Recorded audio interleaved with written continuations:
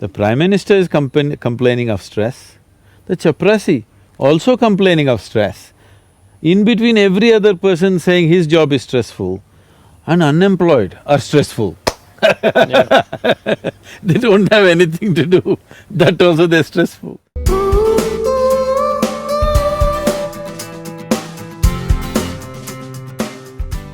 One last question, because I know people will say, well, why didn't you ask him about stress? And I'll say, well, because I don't understand, I cannot define stress. There's a lot of things that, a lot of the questions people ask me, and they will know that since I've been interviewing you, they say, but I know that we get addicted to keywords, but is there, I mean, is there a definition that we can assign to the idea of stress? I must tell you this. When I first went to United States a few years ago, wherever I went, everybody was talking about stress management.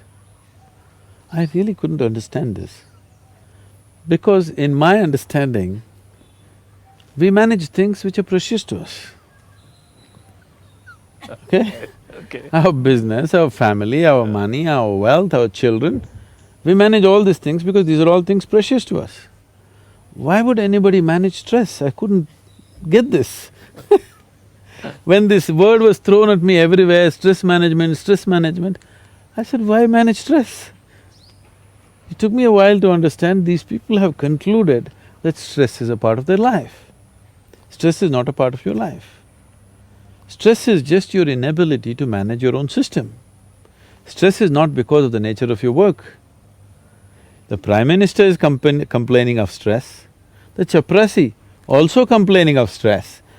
In between, every other person saying his job is stressful and unemployed are stressful. They don't have anything to do, that also they're stressful. So you're suffering your job, if I get you fired, will you be joyful? No. No. So stress is not about your job, obviously, isn't it? It is just that you do not know how to manage your body, how to manage your mind, how to manage your emotions, your energy, your chemistry. You do not know how to manage anything. You are functioning by accident, so everything is stressful. You get into your car without a steering wheel, or you get into your car, if you turn this way, it goes in the opposite direction. You will be stressful, isn't it? Yeah. So right now, that's the kind of mechanism you're driving, without understanding anything about it, just by chance you're going blundering through life, you will be stressful. So stress is not because of the nature of the activity that you're performing, not because of life situations.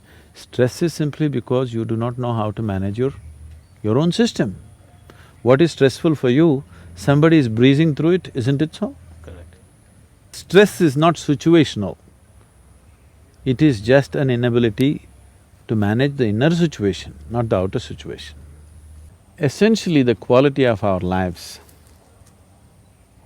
change and transform not because we change the content of our lives, only because we have changed the context of our life. Someone is living a beautiful life does not mean he's doing something different when he wakes up in the morning. He also goes to the toilet, he also brushes his teeth, he also does the same things. But somehow his life is magical and beautiful because of the context. This could have happened to people when they fall in love with somebody. They were doing the same thing, suddenly they're in love with someone, suddenly everything is different because the context of their life has changed. But then once they fall out of it, again the context of their life changes and it becomes miserable. Now, changing the context is something which is voluntary, which is just something that you can do willfully. Changing the content may not be possible as you will, because to change the content of your life, you need permission from the situations in which you exist, isn't it? Yeah. But to change the context of life, you don't need anybody's permission. It is not at all situational. So on a certain day, 3 men were working in one place. Another man came by and asked the first man, "What are you doing here?" This man looked up and said, "Can't you see I'm cutting stone? Are you blind?"